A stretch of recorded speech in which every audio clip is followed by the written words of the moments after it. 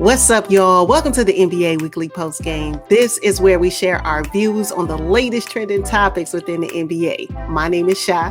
And I'm Evay, and we have a lot to talk about. In this episode, we're going to share with you our player of the week. We're going to talk about top-tier team struggles, and we're going to discuss how the recent rule change is impacting some players. Let's get started. All right, so my player of the week is a Bulldog off the Washington Wizards bench. He's currently their third leading scorer. It is Montrezl Harrell this week. Oh, yes. My goodness. Clippers, Lakers, how y'all looking right now? How y'all looking right now? Crazy. Yes, Montrezl Harrell is giving people the business. Ooh. He is reborn. He coming off the bench, 22 points. Like what? Sixth man of the year in the running has to be. Like, he gonna do another one? Dominating in the paint.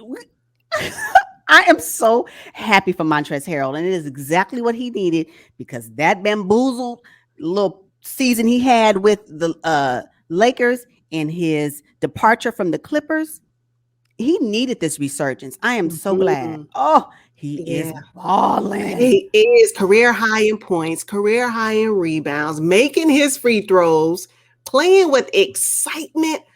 Ooh, I love when he like blocks or like dunks on somebody. He be like, I'm really happy for him. I'm so glad it's working out. And something about that Wizards team. Okay. Oh, they looking real good right now. 5-1. What's up? 5-1. Yeah, they looking real good right now. So good for Montrez. I'm excited about that one. Okay. So my player of the week is none other than Ja M.F.ing Morant. When I tell you that young bull is getting it in, and I'm not even surprised that he is, named as one of the top 5 in the MVP running for this season. Absolutely. You know what's so funny about Ja Morant? Number one, he's a joy to watch. Let's just say that. He's in his 3rd season, and you can actually see his improvement and progression over the past 2 seasons. And I like the fact that I can actually see his confidence and leadership show on the floor. Yeah. Like, you can tell that he is really becoming more comfortable in his role, and he's really good to watch play. Although the Grizzlies are 3-3 right now in the season as we speak, when these other teams play the Grizzlies, they got to be questioning whether or not they can lose this game. The Grizzlies are really good, and with Ja Morant leading the way, it's something really special to watch. So right now, Ja Morant is my player of the week, and I think that his future in the league, it's being solidified this season for me. It's amazing to watch. Yeah, and he's doing all this without his normal sidekick, Dylan Brooks, right? Yeah, Ja has been, he's been so fun to watch. And he's so explosive. Oh my goodness. He started out slow in one of them games. I think it was against the Los Angeles Lakers. He had like 5.7 points and just exploded on offense. I was like, wow. And he's a little guy. He's a little guy, but he is not afraid to go to get it. He's not afraid to power through these bigger players and get that layup. Ja Morant is it for me this week, and I hope he continues on. So sky's the limit for you, Ja. Should have been number 1 in the draft class. Yeah, I think he's gonna be an all-star this year. He has to be. He has to be. Oh, come get that bonus. Come on, Ja Morant, get your bonus. Get it. Now, let's talk about some of these top-tier teams who are struggling right now at the start of the 2022 season that I personally didn't even see this. I didn't see this coming. I have been blindsided by some of these teams. Let's talk about who the teams are. Can you give a list of them? Let me see if we have the same list. Well, Boston Celtics for me. Unimpressed. I don't know what's going on with them. They're 12th in the Eastern Conference. And I know it's early, folks, but hey, something going on with them. It's early for the season. I get it. But the Boston Celtics, I don't think they're going to make it out. Like, I don't think they're going to do it, even with it being early. There's no way that Jason Tatum and Jaylen Brown should be the only two people on that floor. It's almost like they're the only two people playing right now. And I'm Schroeder, come on now. This is your redemption season. Schroeder, don't play with me. Now you fumbled the bag last season. You have a chance to regain your stock in the league. And right now I'm just kind of like, sir. Yeah, poor Schroeder. The other thing too is I talked about this already with the coach chemistry. Okay. There have been some blowout losses, and some of that has to fall on the coach, and a lot of it has to go into whether players are like really like giving it their all. Are they giving up on the game, giving up on the coach, giving up on the system? Right now they're suffering with a couple of injuries with Marcus Smart and Robert Williams III. They need those guys back in the lineup immediately. Yeah. The Celtics, I don't know. They may have to chuck this season up to the deuces. I know it's early, y'all. I get it. But I'm worried about them for sure. Now, for me, the Brooklyn Nets are struggling right now. They're 9th in the Eastern Conference. They're only 500, right? They lost 3 games already. It's not supposed to be this way. I know they're having a Kyrie problem right now. And, oh my goodness, Joe Harris has left the building. His shot has been, you talk about trash, his shot has been trash. Joe Harris. Sir. Can Joe Harris please stand up? Joe Harris? When your shot is your claim to fame, it has to be on, because Joe Harris does not play any defense. He's not known for his defense, and his shot is trash. So it's like, what is he doing on the court? I'm serious. This is a serious question. Running around. Melted into the court. Like, you can't even anyway. But you know what though? I think that the James Harden of that last game they played where he put up 29 points, if that James Harden shows up every game moving forward, the Nets may be okay. They just may be okay. But yes, I think that because Joe Harris, because James Harden had a slow start to the season, and he attributes it to him returning from his hamstring injury and all that good stuff. I think that has had an impact on how successful he's been this season so far. But if he can continue with that burst of energy he had in his last game where he put up 29 points, I think that, and all the assists and the rebounds that he was able to acquire, I think that will really help propel the Nets to their rightful place within the top 6 of the Eastern Conference. Yes, because but I'm also worried about them. Yeah, KD is frustrated. Oh, he's frustrated. Yeah. Oh no. It was obvious when I really know he meant to probably throw the basket to the backboard, but it went past the backboard. Yeah, but you can tell his whole body language. Oh, he's frustrated. He's frustrated. Yeah. I now feel he may bad not for him. say it. You can just tell in his body language, and he should be at this point. Like, he can't be the only one out there on the court trying to make it happen. I.e. Paul George, but I.e. Paul. Don't even get me started on the Clippers. I can't eat. But you know what, though? Unfortunately, I'm not surprised because they do need Kawhi Leonard. So the next team, top tier team for me would be the Clippers. They need Kawhi Leonard because Paul George, at some point, he's going to be like, you know what, y'all? You do it. I'm done. You do it. Let me go on over here, and I'm just going to give you this good, quick little 15, and I'm going to check out. It's going to happen. This man... Wait, but why are you considering the Clippers a top tier team though? For me, they were a top tier team. Yes. Oh, yes. Last season they were. You see them top tier this season? I see them playing tournament. So maybe not top tier. Only might say top tier because of what they put up last season. But I can see the questionable top tier position this season because Kawhi Leonard is not currently playing. I can see that. Yeah. Okay. I'm still worried about the Clippers though. Oh, well, I expected this from the Clippers, but I didn't expect Paul George to play so well. I know. It's almost in vain. Almost in vain. But not for his all-star bonus. Get your all-star bonus, Paul George. If he can stay healthy, definitely. He's definitely all-star caliber this season so far. So far. You have another one? I do. Okay, who you got? Atlanta Hawks. Oh. Yes.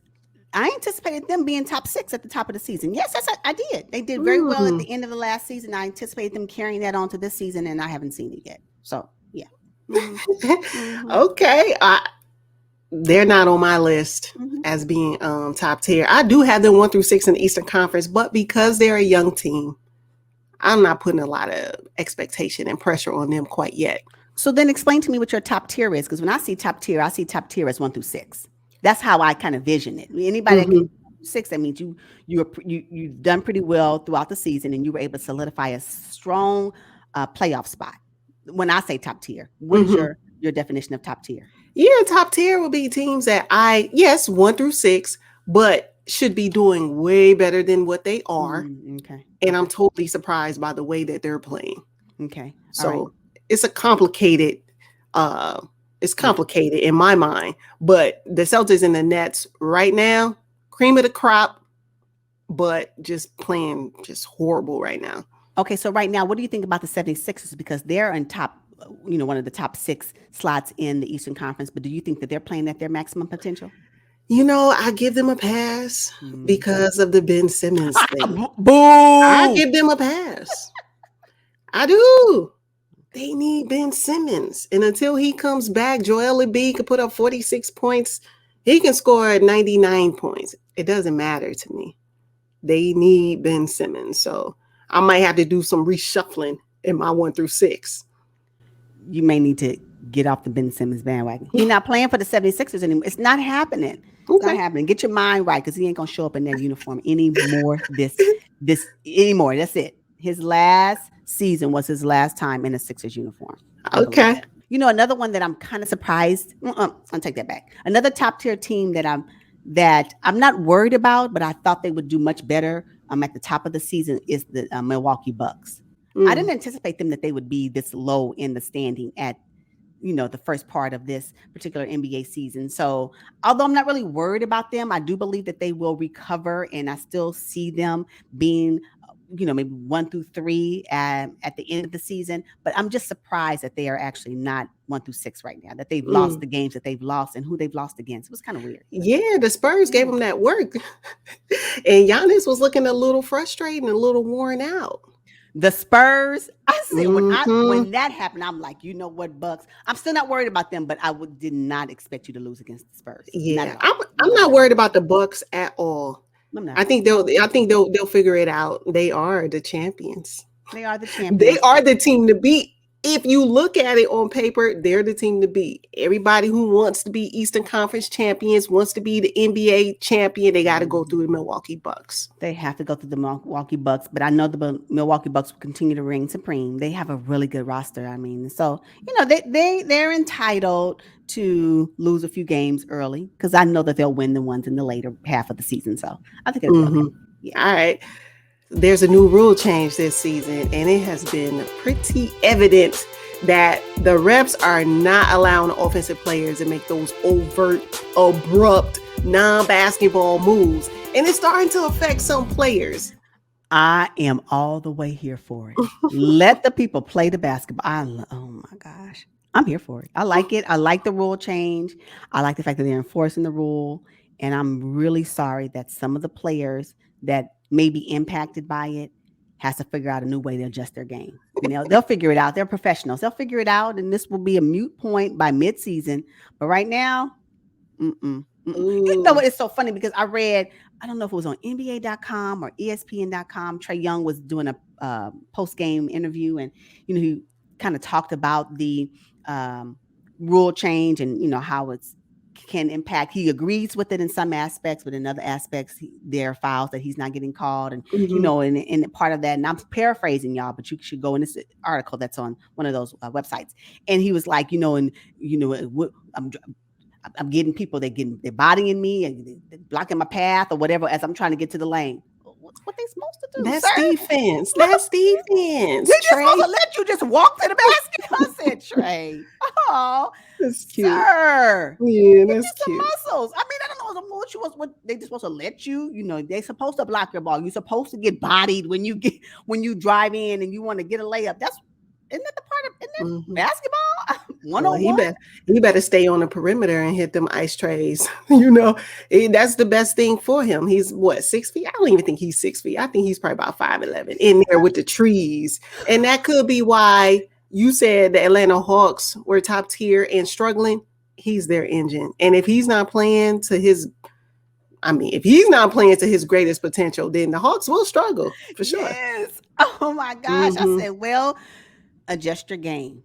I'm glad. I love the rule change, and Draymond Green concurs. So yeah, I love it. I think James Harden, prior to this last game where he dropped 29 points, 8 rebounds, 8 assists, and got to the free throw line, 19 scored.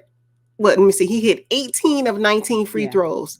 I was like, oh, James Harden is back. He's out of his slump just like that. He's figured out a way. I think he's figured out a way to be effective with this new rule change. That's all I'm saying. You can still be successful, figure out a way. And maybe it took him 5 games to figure it out. And on that 6th game, he finally got it. So yeah, absolutely. Yeah. You just can't kick your leg out. Stop trying to lean into and while you're in the air and kick the other player. I love it. I'm here for it. And it's allowing the flow of basketball to continue without all these again.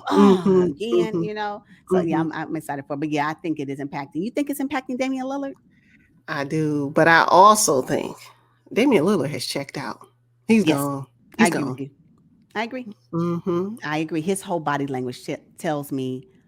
I know what his mouth say, but his body is saying something totally different. Mm-hmm. Yeah, you know what? And I don't ever recall him chewing gum on the court before. He may have, but it was really obvious in one of the games when he went to the free throw line, he was chewing gum. I was like, has he ever done that before? It just seemed real lackadaisical.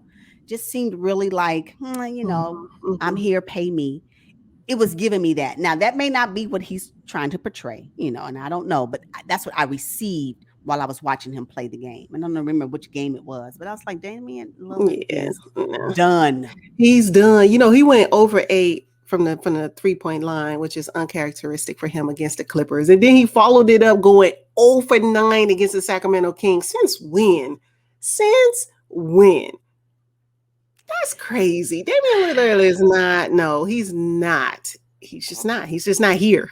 He's not here. He's not here. And it's really sad. So I don't know if it's really the rule change that has impacted his game more so than it's just the fact that he's checked out. He gives me, I've checked out. I'm here. You show up. I'm here. Don't ask me to do nothing else.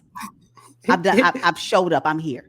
Yeah, it's kind of disheartening. And I hate that he doesn't appear to be happy, but his mouth says something different. It just doesn't sit right with me. I don't know. So we'll see how the season progresses. Are you worried at all about Devin Booker? Something that's not right. I can't put my finger on it yet. Give me a few more weeks. But Devin Booker, I don't know.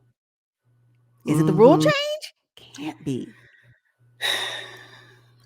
I don't know. Something's going on. Devin Booker right now, he's averaging 3 free throws per game. He usually gets to the stripe way more than that. So maybe could be messing up his overall game. Okay, he's too concerned about it. Just play basketball. Play basketball. You can do the same move, just don't expect the foul. That's all I'm saying. Why change? If it's going to have that negative impact on your game, continue the way you usually play. You just don't expect the calls. That's all. But still play because you may get the shot in. I don't know. I don't know, Devin Booker. Something about the Suns overall is like, yeah, it's like they're hungover. It's like they're hungover from the Western Conference. From the NBA Finals. Yeah. They better get them a juicy burger and move on. What? to absorb all that hungoverness. No, I don't know. What? Look, are you noticing more physical play? For me, it's giving me 90s vibes in the NBA. The refs aren't calling as many fouls. They're not stopping the game as much as they did last season. I'm telling you, I love it. Crazy last season. I love it. I love the continuous basketball plays. It does impact the flow of the game. That every time somebody gets possession, the whistle goes off. You can't even get a groove in. So it was really evident for me when the Warriors and Grizzlies played and Steph Curry couldn't get into the game because the Grizzlies had such a huge run. I said, now this right here is what I'm talking about. Yes, stop calling the ticky-tack fouls. Cut it out. Let these guys grown men play this basketball game. Please. You know, another thing was shocking to me. You know what? And I've been watching a lot of basketball. I can't recall the last time somebody got an 8-second violation call on them, like Draymond Green got. And now y'all counting? Come on. Yeah, I know. But again, let the people play. Let the men play. I love it.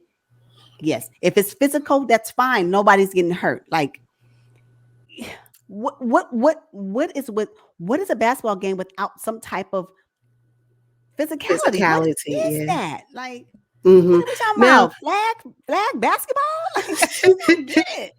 What I have noticed though, players are having a hard time adjusting to the less stoppage in the game because they look winded. When I tell you that chest be heaving, I know. Oh, that's interesting though, because you know you can say at least with the multiple whistle calls and the multiple foul calls that have happened, it does give them seconds of reprieve, a little break. Yeah. Like, like, no, but you only played 10 minutes.